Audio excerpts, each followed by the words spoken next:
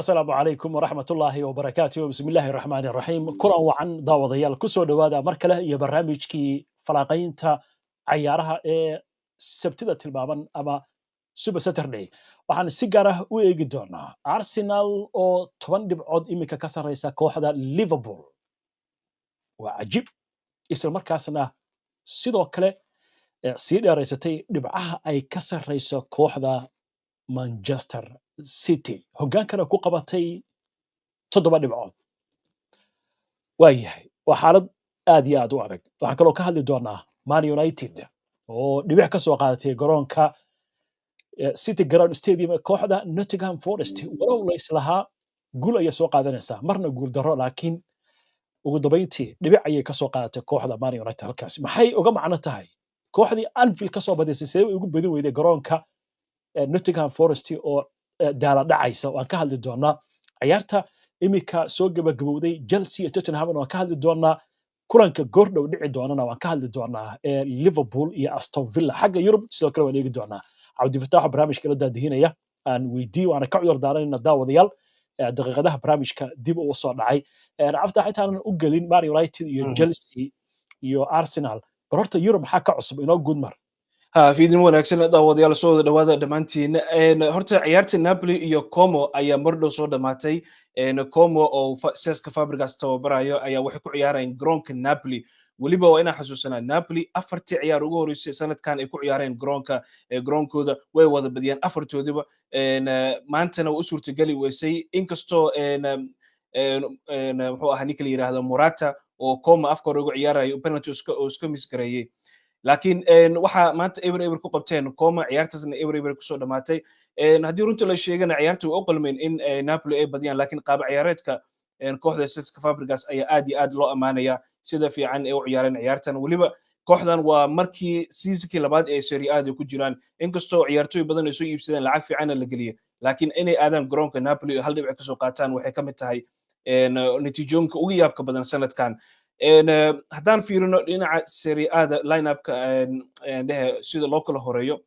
waxay ka dhigan tahay in Napoli maanta fursad weyn iska misgareeyeen maxaa yeelay waxaan ka warqabnaa in ay u soo dhowdahay kooxda la yiraahdo Roma Inter Milan sidoo kale habeen dambe ciyaari doonaan AC Milan sugayso sidoo kale marka maanta waxay haysteen fursad weyn waliba ayagoo garoonkooda ku ciyaarayaan inay badiyaan ay ahayd intaasina u suurtagali weysay waxaa laga yaabaa inuu kasii fikiraya dhaawacyada maadaama ay soo gaareen sida Kevin De Bruyne dhaawac uu soo noqday Haaland dhaawac ka ah Lukaku uu ka maqan yahay marka Champions League laga yaabaa inuu kasii fikirayo Napoli Antonio Conte tababaraha Napoli rekordkiisana Champions League haddii runta la sheegana aad uma fiicno marka hadda Roma haddii habeen dambe ay badiyaan inkastoo ciyaar adag tahay haddii ay badiyaan waxa waaye way ka hormari doonaan 2 dhibcood ayay ka sareen doonaan kooxda la yiraahdo Napoli laakiin ayaga laftigooda waxay baxayaan garoonka San Siro ay u socdaan waxay baxayaan AC Milan ayaga haddii ay badiyaan isku dhibco ay noqon doonaan habeen dambe haddii ay ka badiyaan Roma oo 21 dhibcood ayay tagi doonaan Como kooxda Cesc Fabregas hadda meeshan waxa yaab kale waxay tahay waxay ku jiraan kaalinta shanaad ayay ku jiraan waana waxyaabaha ugu yaabka sanadkan Serie A haddii uu Champions League ama Europa League ama xitaa Conference League uu keeno kooxdan dad badan waxay isleeyihiin Cesc Fabregas wuxuu u socdaa Premier League ama xitaa La Ligaha waan arkaynaa inkastoo laakiin aysan wada badin 6 kulan ugu dambeeyay waxa ku badnaa barbardhaca 4 barbardhac buu galay 2 kulanna waa badiyay laakiin lagama badin kulamadaasi waayahay Napoli waxa moodaa xoogaa inay kufaakacayso waa badisay waa laga badiyay way badisay waa laga badiyay way badisay haddana barbardhac bay gashay waayahay marka Roma laftigeeda haddii ay badiso waa saa sheegtay waxbay la imaan kartaa waayahay Juventus waxay raadna ka hadalno Juventus tababarihii Tudor ayaa shaqada laga eriyay waxa lagu soo bedelay Spalletti oo hadda ka hor Napoli u soo qaaday Serie A kaliya u soo qaadeen waaye sanado badan ayagoon Serie A qaadin marka Juventus inuu u yimaado Spalletti waxay ka dhigan tahay hadeertan ayagoo waliba Champions League ku jiraan suuqna aadi karaan January haddii ciyaaryahanno soo iibsadaan waxay ka dhigan tahay in top 4 ka u dagaalami karaan xitaa kaalinta labaad ama saddexaad xitaa inay sii xoogsan karaan marka Spalletti waa tababare aad iyo aad u fiican inkastoo Talyaaniga oo shaqada Talyaaniga uu ku fashilmay oo u suurtagali weysay inuu sidii Napoli kale markuu soo tababarayay ama Roma xitaa markuu soo hayay u suurtageli weysay laakiin asaga waxa waaye tababare loogu talagalay kooxaha inuu tababaro wuxuu u baahan yahay waqti uu ciyaartooyda u tababaro marka Talyaaniga u suurtageli weysay shaqadaas inuu meel uu gaarsiiyo hadda Gattuso ayaa lagu soo bedelay marka Spalletti iyo Juventus waa arrin yaab leh wax yaab leh ayaa ka socdo meeshaas waayahay dabcan waayahay xagga Holland xagga Jarmalkan waynu arkaynaa Bayern Munich oo guul muhiima gaartay waayahay Premier League ciyaar ba bilaabanaysa mar dhow 15 daqiiqo kadib horta bal shaxda Liverpool ka waran maxaa isbedel ku jira intaan Liverpool u gudbin Real Madrid iyo Valencia ayaa hadda iyaduna sidoo kale mar dhow bilaaban doonto oo waxaa ka haray 15 daqiiqo ka hartay dad badan waxay isdhahayeen ciyaartan Vini Junior benjiga ayaa la gelin doonaa maxaa yeelay waan xasuusanaa ciyaartii El Clasico markii la soo bedelay siduu u xanaaqay u dhahayay raaligelin uu bixiyey laakiin Alonso wuxuu yiri arrintu way dhamaatay hadan keesku uu dhamaaday uu soo xirmay waa ka gudbaynaa laakiin authority-ga tababaraha ayuu ninkan su'aal geliyay marka waxay ahayd in tababaraha uu ku dhaho qofka aniga saasoo kale uu dhaqmaa benjiga la gelina ciyaarta ku xigto si loo baro markaas cashir uga barto maxaa yeelay markii ugu horreysay ma Vini Junior sidan uu ku dhaqmo inuu dhaho raaligelina bixinaya iga raali noqday waxaas haddana ciyaarta ku xigto waa lagu bilaabay isla booski waxaa lagu bilaabay booska bidixda aniga waxay lahayd maanta Alonso fursad fiican ayuu haystay oo ahayd in uu cashir ku baro Vini Junior uu ku yiraahdo kooxdan ma aha kooxda Vini Junior waa Real Madrid kooxda kama weynid benjiga inuu gulayo ahayd ciyaarta soo socotana Liverpool ay u baxayaan laakiin dad baa doodka qabay waxay lahaayeen ninkan waa nin ku guuleystay Champions League marka tababaro cusub oo hadda kooxda yimid oo khibrad badan aan lahayn marka laga tago inuu Bundesliga qaaday ciyaartooyda looma ciqaabi karo dad baa saas lahaa oo arrinta waxa laga yaabaa Perez xaggiisa inay ka timid way jirtaa Perez inuu ku dhahay sidaas oo mar haddii meesha raalgelin ay soo gashay in la yiraahdo markaas hala kala dhaqaaqo oo heshiis cusub intii la saxiixo oo la dhaho markaas Sacuudiga ayaa laga iibinaya kooxaha Sacuudiga sida Al Hilal oo kale waxa xasuusanaa in 500 milyan ay miis ku soo dhigeen Real Madrid laakiin asaga diiday wuxuu yiri kama tagay kooxda marka waxa laga yaabaa Florentino Perez inuu ka fikirayo oo dhaho hadda ninkan isku dhacdaan oo hadeertan suuqa jaari markuu furmo oo dhaho waa raba inaad tago oo koox kale laga iibiyo markaas waxa laga yaabaa 60 milyan 80 milyan inay ka helaan laakiin wuxuu ka fikirayaa inuu helo 100 milyan inuu ku helo si Sacuudiga u aado mid kale meesha ku jirta waxay tahay hadeertan saas u dhaqmay ninkan ciyaartu soo socoto Liverpool ay baxayaan ciyaartan ku xigto oo Champions League ah haddii ciyaartaas la bedelo sidaan kale u dhaqmo ka war maxaa dhici doona markaas haddii Bellingham haddii la bedelo oo asaga saas u dhaqmo maxaa dhici doona marka Alonso wuxuu u baahan yahay inuu baro ciyaartooydan inuu ku dhaho anaa hadeertan meesha tababaro ka ah waa in aanay dhegeysataan waa gartay waa yahay shaxda aan eegno Liverpool Liverpool mar dhow hadda ciyaartan bilaabo doonta horta waxa yaab leh in wali Robertson ayuu ku bilaabay ciyaartan waxa noo cad marka in uu ka bartay khaladaadka ciyaarihii hore oo dadka dhan u soo jeedinaya dhahayeen Kerkes meeshan waa loo bartay waxba kuma qabanayo wuxuu u baahan yahay xogaa in benjiga la geliyo xogaa in lagana siiyo ciyaartooydan khabiirka ah Robertson oo asaga Konate isfahamsan yihiin ande Van Dijk iyo Robertson dhinaca bidixda ka ciyaaraya isfahamsan yihiin bal ma ciyaarsiisid marka ugu dambeyntii waxay ag tahay Arne Slot inuu dhageystay waxyaabihii loo soo jeedinayay oo hadda Robertson uu ku bilaabay dhaxdan wuxuu ku bilaabay McAllister Gravenberch iyo Szoboszlai marka waxa waaye Liverpool shii sanadka hore camal sidaan Vertes benjiga ayaa la geliyay Isaac ma ciyaarayo Ekitika ka ciyaaraya laakiin ciyaartooyda dhexda isfahamsanaayeen Robertson iyo Van Dijk isfahamsanaayeen bilaabay dhaxda ay ciyaartan loo kala bixi doonaa Aston Villa hadda meeshan waxay ogtahay inay ku ciyaaraan 4-2-3 laakiin run ahaantii waxay ku ciyaaraan 4-5-1 ayay ku ciyaaraan xitaa marmarka qaarkood Watkins dhexda imaanaya marka waxay u baahan yihiin Liverpool inay dhexda iska maamulaan oo iska celiyaan Aston Villa dhinaca dhexda Highland Aston Villa waa inay ka faa'iideystaan oo Dinia iyo Cash markay weerarka aadaan difaacyada Aston Villa space badan ayaa gadaashooda ka furmaya marka waxaa loo baahan yahay in Van Dijk sidii baasaska dhaadheer uu la raadin jiray Mohamed Salah inay sidaas ay ku noqdaan kubaddana waa inay dhaqaajiyaan si dhaqso leh inay ku dhaqaajiyaan speed ay ku dhaqaajiyaan maxaa yeelay Aston Villa haddii ay ka faa'iideystaan hal gool ay ka helaan waxa laga yaabaa inay difaac ka galaan Liverpool ciyaartan Aston Villa ka warqabnaa Man City bay ka badisay inkastoo guriga lagu ciyaarayay Aston Villa laakiin Liverpool waynu aragnaa meesha ku jirto aan u jeednaa kaalinta 10aad bay ku jirtaa 4 kulan baa laga badiyay Aston Villa iyaduna waxay ku jirtaa kaalinta 11aad caawa haddii ay badiso 18 bay tegaysaa waxayna gelaysaa kaalinta saddexaad taa ma siin kartaa kalsooni way sii kartaa laakiin sidoo kale Liverpool caawa haddii ay badiyaan maadaama Bournemouth ay beri ciyaarayaan haddii ay badiyaan ayaga laftigooda kaalinta labaad geli karaan Liverpool liverpool goolo badan bay u baahan tahay waayo bournemouth ha waxay leedahay shan gool ha goal difference ha 3 gool u aston baahnaan villa doonaan laftigeeda ha ha marka labada kooxoodba tii gelaysa kaalinta labaad waa inay dhalisaa ugu yaraan liverpool waxaa laga rabaa 4 gool inay dhaliso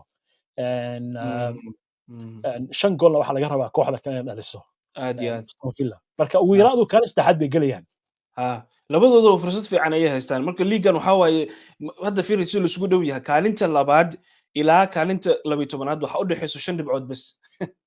waa wax yaab leh liigan aad iyo aad marka waaya waa arki doonaa ciyaartan sida kusoo dhamaatay laakiin fursad fiican ayay haystaan Liverpool garoonkooda lagu ciyaaraya koox waxay u baxayaan aan difaac ka galaynin ma aha markay u baxayeen kooxihii Crystal Palace oo kale ma aha Man United oo kale oo difaac intay ka galeen long ball la raadinayeen Aston Villa oo soo weerarayaan marka waxa maxay waaye siin kartaa Liverpool ma ka faa'iideysan kartaa in Brentford ay ka badisay Liverpool oo ay ka badisay Crystal Palace maxay kalsooni siinaysaa kooxdan la yiraahdo Aston Villa Unai Emery kalsooni weyn ayay siin kartaa laakiin qaab ciyaareedka Aston Villa aad ugu duwan yahay Brentford iyo Crystal Palace iyo Man United marka waxa waaye Aston Villa haddii ay rabaan inay badiyaan qaabka looga badiyo Liverpool waa la tusay waxa waaye difaaca laga galaa long ball la raadiyaa xitaa Arne Slot ku sheegay wuxuu dhahoyaa anaga kubadahan dhaadheer nafta noo keeneen Aston Villa marka qaab ciyaareedkooda ma aha sidaas waxay rabaan inay kubadda dhulka dhigaan inay basbaas ciyaaraan inay highland ku ciyaaraan marka ciyaartooda waa ciyaar aad iyo aad ugu fiican Liverpool systemkeeda Man United waxaan u gudbaynaa iyo Arsenal laakiin si kooban Arne Slot inuu maanta fariisiyey Virtus iyo ninka la yiraahdo Isak ma wuxuu isleeyahay nimankan laga soo baxshay lacagta 300 milyan ku dhow haddii ay ciyaaraan culays bay u keenaysaa kooxda sababtaas way sababta loogu bilaabay Mark Leicester ha aad iyo aad kooxdan waxay u baahan yihiin horta koow in guuldarada la joojiyo Liverpool 4 ciyaar isku xigta Premier League laga badiyay waxaa laga badiyay 6 ciyaar 7 ciyaar ugu dambeysay 6 kulan laga badiyay marka waxaa loo baahan horta koow guuldaradan horta aan joojino waxaa lagu joojin karaa waxay tahay inay ciyaarsiisid ciyaaryahanada khibradda leh ciyaaryahano isfahamsan ciyaaryahanada sanadka hore ku ciyaarayeen inkastoo Ekitiko uu ku bilaabay laakiin gadaal u jeednaa Robertson iyo Van Dijk isfahamsan uu ku bilaabay Kerkez uu benji galiyay Virtus uu benji galiyay wuxuu ku bilaabay McAllister Gravenberch iyo Szoboszlai oo isfahamsan marka wuxuu isdhahayaa bal niyo meeshan sidii laga badinayay aan joojiye aan ku ciyaaro ciyaartoydii sanadka hore dhexdayga ciyaarayeen waa arrintaas arrinta ugu muhiimsan ha Ekitikana aad iyo aad maanta waxaa laga filan inuu ka faa'iideysto Highlandkan ay ku ciyaarayaan Aston Villa sidii ciyaartii Frankfurt oo kale oo Champions League Liverpool 5 gool kusoo dhalinayeen Highland ku ciyaarayeen Frankfurt marka waxaa laga yaabaa inay ka faa'iideystaan Liverpool ciyaartan waayahay Arsenal iyo Man United daqiiqadaha ka dhiman ciyaarta bal horta Man United aan ku bilown Arsenal waa imaan doonaaye Liverpool kooxda ka soo badisay maxaa ku dhacay ha horta maanta waxay ahayd ciyaar aad iyo aad u adag waxaa lagu ciyaaraya garoonka Nottingham Forest ma aha koox hadirtaan maadaama ay ku jirto kaalinta meelaha ugu hooseysa ku jiraan ma aha meel koox u qalanta meesha inay ku jiraan waa koox sanadka hore Champions League u dagaalamayeen marka sababta kaliya meeshan ugu jiraan waxay ahayd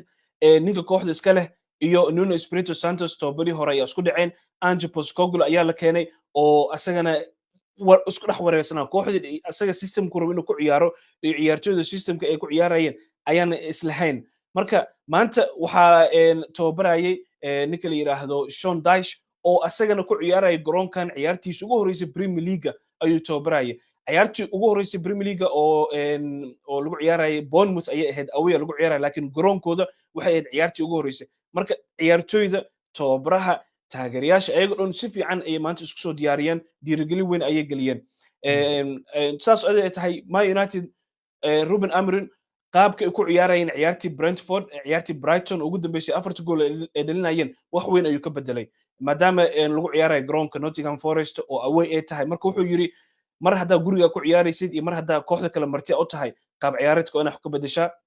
waana aragnay maanta sida loo xiray ninkii la yiraahdo Benjamin Sesko space dhan wuu waayey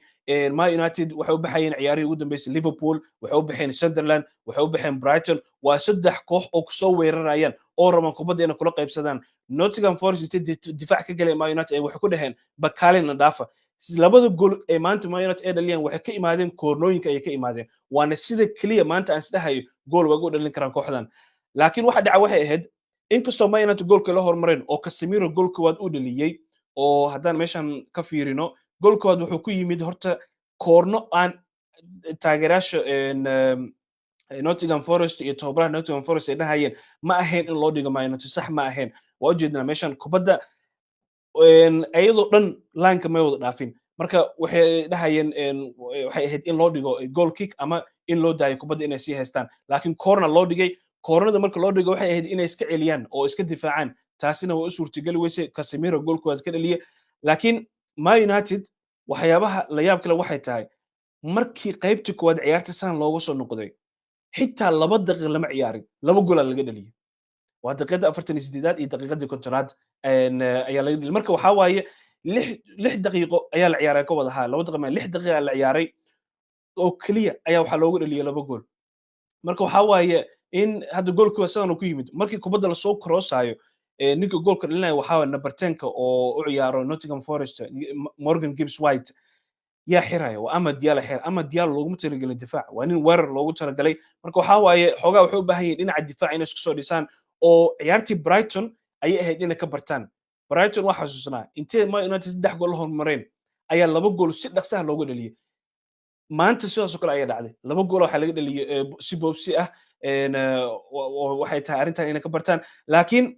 ayadoo saas ay ahayd oo daqiiqadii 8aad ay marayso ayaa Man United corner kale loo dhigay ama Diallo intii markii la soo difaacay ayuu halkan gool aan caadi ahayn volley ayuu ku dhaliyay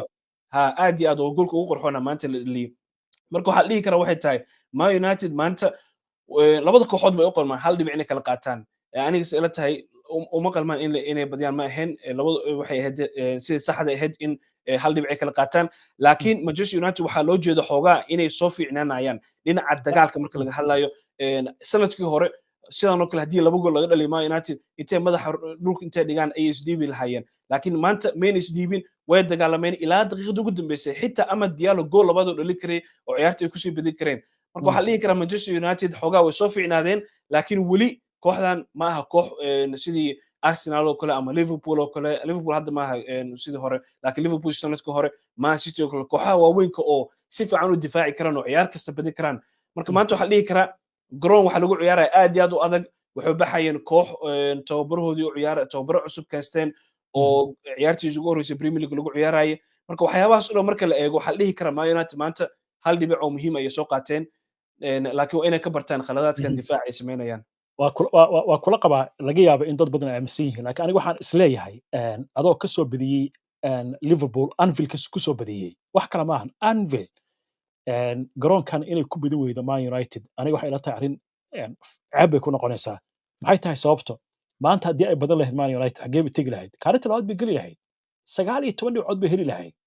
yaa islaha Man United baa geli karta kaalinta labaad marka ciyaartoyda waxaa laga rabay taas inay siiso kalsooni waxaan badanay 3 kulan isku xigta kulanka baa noo dhiman xaggee tegaynaa kulankan kaalinta labaad Arsenal baan waxu jeesanaynaa 6 dhibcood aan baxno taasoo kale laga rabay aniga sida ila tahay waan ogahay Sean Dyche waa nin aad u dhib badan garoonkana waa garoon dhib badan laakiin Nottingham Forest maanta meeshii ku jirto iyo Man United yani kalsoonida ay qabtay Chelsea ka badisay sidoo kale ka soo badisay Anfield ku soo badisay Stamford Bridge waxay ku badisay Man United Chelsea waxay kaga badisay Old Trafford marka Brighton garaacday waxay ila tahay inay siisay ahayd fursad laakiin sidaa sheegtay Premier League adeegaya Arsenal ka hadli doonaa waxaynu arkaynay in 2 gool oo cidii ku dagaalan ay ku badisay waaya xagga shaxda kubada haysashada waxaas aan ka eegno Man United iyo goolasha laga filan karay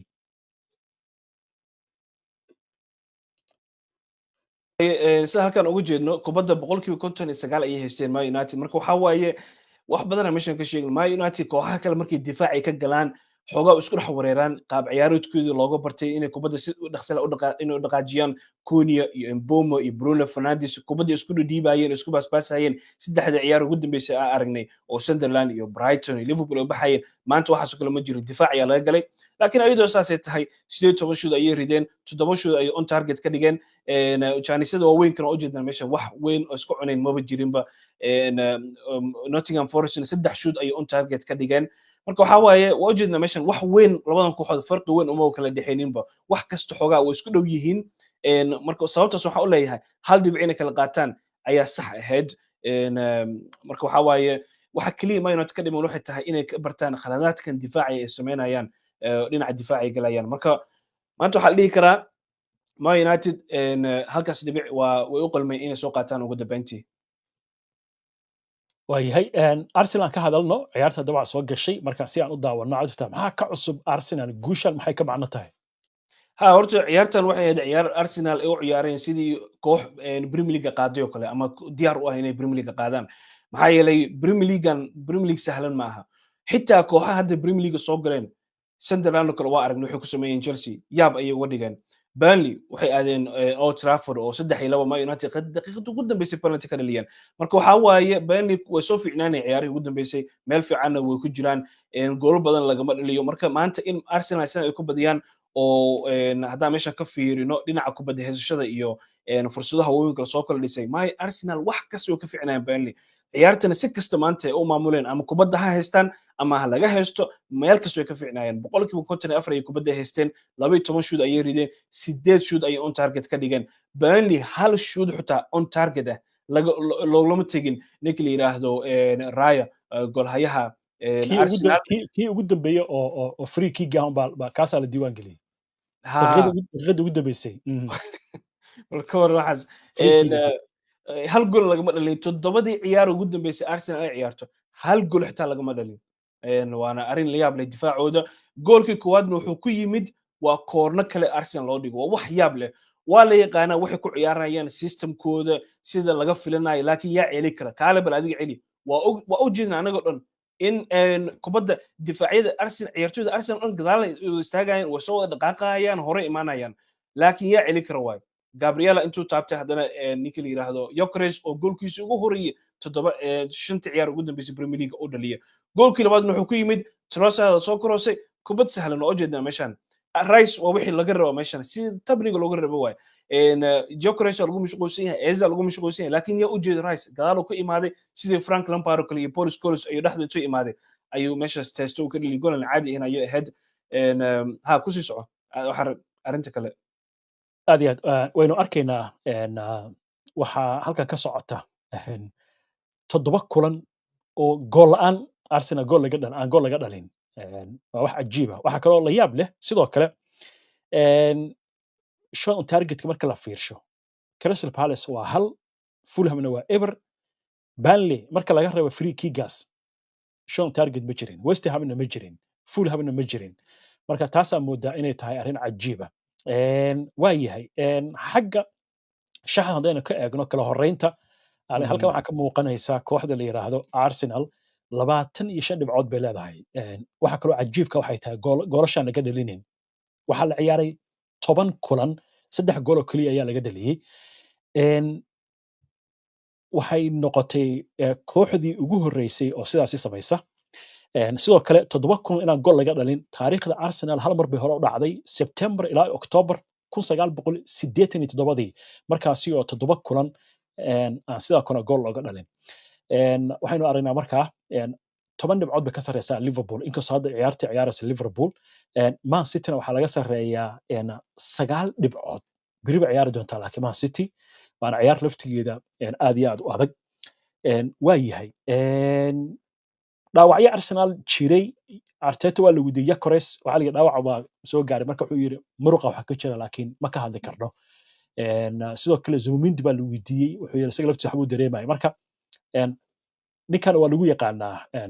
inuu ciyaaro man games hadda kor waxaan ogaanay Gabriel inuu dhaawac ciyaartii Brentford waa maran inay ahayd mise Crystal Palace bay ahayd uu ciyaarsiiyey Saliba waxa la yiri dhaawac buu ahaa maanta uu ciyaarsiiyey marka ciyaarta soo socotana waa Olympiacos waxa way Braga oo Champions League ah kadibna waxa ku xigta amalinaya Sunderland kadibna waxa iskugu xigta Tottenham iyo Chelsea Premier League waa tahay laakiin 2 gool bay dhalisay Arsenal ka badan bay dhalin kartay waad ka hadashay Burnley inay tahay koox khatar ah sababtoo ah Liverpool xitaa waxaan ognahay inay ku dhibtay oo daqiiqadii u dambeeyay Liverpool gool dhalisay marka maxaa ku dhacday in 2 gool noqoto Arsenal inay waliba difaacna uu soo geliyay markii dambe ciyaarta wuxuu ku dhamaystay 5-4 buu ku dhamaystay wuxuu ku dhamaystay 5-4 buu ku dhamaystay ciyaarta wuxuu soo geliyay Heckingbee Lewis Kelly uu soo geliyay difaaciyu soo wada geliyay horta waxa inoo cad anagoo dhan Arteta in uu taagan yahay meeshan waxa ku qaadaya Premier League sida Jose Mourinho uu ku qaaday 2004 Premier League ugu horeeyay markuu uu qaadayay Chelsea waxa lagu maray in laga dhaliyay 5 gool bas in laga dhaliyay sanadkaas oo dhan waxa yaab leh 15 ha 10 ciyaar ugu horeysay waxa uu maray in laga dhaliyay 3 gool bas Arsenal hadda maxaa laga dhaliyay ciyaartii Liverpool iyo ciyaartii Newcastle iyo Man City ciyaar kale ma xasuusto oo gool laga dhaliyay Arsenal ma lagama dhalin waa 3 gool weeyaan bal ka waran balaxas marka waxa waaye wuxuu taagan ninkan aniga hal gool dhalinaya halkaas gool difaacanaya hadda gool labaad dhalin karna waa dhalinayna ayadoo saysta wali maanta oo isku sii dayeen inay gool kale sii dhaliyaan oo 18 shoot ayay rideen marka ma ahayn arin ahayd in hal gool dhalinaya difaaca galay sida ciyaartii Crystal Palace oo kale oo ahayd oo aad iyo aad u adkeed ciyaartaas Crystal Palace waa kooxaha sanadkan ugu fiican Premier League marka waxa waaye Premier League ciyaar sahlan ma jirto Premier League sanadkan wuxuu ku qaadaya waxay tahay difaac ayuu ku qaadaya Arsenal iyo Arteta gool badan iyo dhibcaha la iskala qaybsanayo waxaas dhan ma jirto wuxuu rabaa in meesha lagu kala kaco February iyo March marka la gaaro in la yiraahdo Premier League waa la kala tagaa waa la kala dhaqaaqayba waa xasuusanaa Arsenal Liverpool sida ula carartay Premier League sanadka hore marka aniga si ila tahay maanta uu ku saxsanaa inuu sidan ku ciyaaro waan u qalmay 3 dhibcood inay qaataan gool kale aniga si ila tahay ma ka walsana Arteta maxaa yeelay wuxuu taagan difaacan iga muhiimsan Chelsea ciyaartii Chelsea aan ka hadal intaan ka bixin aad iyo aad ku soo afta Chelsea hadda soo dhamaatay caawa Blueska aad iyo aad ay u faraxsan yihiin taageerayaasha Chelsea horta garoonkan sida loo dhisay garoonkan cusub ee Tottenham 10 ciyaar ayaa lagu ciyaaray oo Chelsea ku ciyaareen garoonka ama FA Cup ama League Cup ama xitaa Premier League waxay ku badiyeen 7 kulan ay ku badiyeen saddexda ciyaar ugu dambeysay garoonka ku ciyaareen way badiyeen maantana Tottenham inkastoo Chelsea si fiican u ciyaareen laakiin Tottenham waxa la dhihi karaa ayagana waxayba isdhahaanba ciyaartan maba kala jecin hadii laga badiyo hadii adaa badinaba inta khalad ay galayeen oo jeedna meeshan gool hayaha Tottenham ayaa ciyaarta waxa la siiyay man of the match hadduuna asaga ahaan lahayn ciyaartan Chelsea waxay ku badin lahaa 5 ama 6 ay dhalin lahaayeen xitaa Joao Pedro kaligiisa wuxuu dhalin karay 4 gool dhalin karay marka meesha waxa kale oo ku jirta waxay tahay Chelsea inkastoo fursado badan isku cuneen haddii maanta ay u bixi lahaayeen Tottenham oo wax yar soo fiicnaan lahaayeen oo fursado fiican soo dhisi lahaayeen ayaga naftigooda xitaa gool laga dhalin lahaa Chelsea marka waxa Chelsea koox lagu wareersan yahay intaasoo fursado soo dhisayaan sidaas fiican oo ciyaarayaan 60 daqiiqo ugu horreysay ciyaartan sida u ciyaareen Chelsea waa la yaabanaa laakiin maxay u dhalin waayeen gool labaad maxay u dhalin waayeen gool saddexaad maxaa u diiday waxay tahay waxa waaye ciyaartooydan horta qaarkood waxa ku jirto waxay tahay si shakhsiyan u ciyaarayaan ma rabaan inay kubadda isku baasbaasaan inay isla shaqeeyaan ma rabaan mid kale meesha ku jirta waxay tahay daqiiqada 60aad 70aad marka la gaaro qof kasto garoonka waa laga saaray afka hore ku ciyaarayaan marka goormay isla qabsanay ciyaartooyda goormay waqti ka helayaan laba Premier League laba ciyaar isku xigto oo isla ciyaartooydii same ah laguma bilaabayo marka waxa waaye Enzo Maresca wuxuu u baahan yahay xogaa inuu ciyaartooy uu keensado afka hore oo isku mid ah ciyaar kasta ciyaarayso iskula qabsadaan fursadaha waa inay ka faa'iideystaan difaacana waa inay iska ilaaliyaan khaladaadka laakiin maanta waxay u baxayeen Tottenham oo aad iyo aad u liidato ما تشيلسي maanta laakiin cajiib bay ahayd aad bay u fiican u ciyaareen ilaa daqiiqada 60aad maanta sidoo ciyaarayeen caadi ma ahayn laakiin waxay ahayd inay ka sii faa'iideystaan aad iyo aad waliba maanta waxay fursad muhiim ah heshay Chelsea waxay soo gashay kaalinta afraad bay soo gashay 17 dhibcood bay leedahay 8 dhibcood bay ka hooseysaa Arsenal oo Liverpool birta lagu dhuftay Aston Villa Morgan Rogers waa badbaaday Liverpool waayo marka halka waxa moodaa laftigeeda inay aad u fiican tahay 18 gool bay dhalisay waa iyadii Arsenal baa isku mid ah goolasha ugu badan dhaliyay 18 iyo 18 waxaa moodaa halkaas inay ku fiican tahay maanta clean sheetna way samaysay 7 gool baa laga dhaliyay waxaan u malaynayaa waxaa ka fiican oo keliya xagga waxaa laga dhaliyay 8 baa laga dhaliyay maya 11 baa laga dhaliyay raali ahaada 11 baa laga dhaliyay xaggaas waa laga fiican yahay goolasha laga dhalinayo waa yahay ciyaartoy badan oo ka maqan tahay Cole Palmer oo kale ka maqan waa run reer kaarna waxaa ka qaatay maalin dhaweyto dalab Liam Soomaali Philip ha waliba qalad bay ahayd inuu waxaas kala qaato midda kooxda akhlaaqda ka liidata 9 kulan ayaa waxaan u malayn 6 kaar baa la siiyey kaarkaas aad iyo aad ha waa disciplineka ka maqan ayaga dhan xitaa tababaraha laftigiisa waxaa la siiyey red card marka waxaa waaye inay arrintaas ka ilaaliyaan waa khibrad la'aanta waa ciyaartooy yaryar ayaga dhan xitaa Liam Delap waxaa lagu siiyey waxay ahayd wax yaab leh Joao Pedro sidoo kale Champions League wax weyn xitaa maba ahaynba marka waxaa waaye Cole Palmer markuu kooxdan usoo noqdo way soo fiicnaan doonaan dhinaca difaacana markuu soo noqdo Colwell waa soo fiicnaan doonaan laakiin inta laga gaara intaas waa in horta Estevao muxuu ugu bilaabi la'yahay ninkan Estevao la yiraahdo muxuu ugu bilaabi ciyaar kasta wuxuu ku ciyaaro Garnacho rabo inuu ciyaarsiiyo Garnacho waxba kuma qabanayo maantana uu isku ordaya asaga wuxuu rabaa kubadda inuu iska haysto wuxuu rabaa inuu u gambiyo 5 ciyaartoy inuu gambiyo rabaa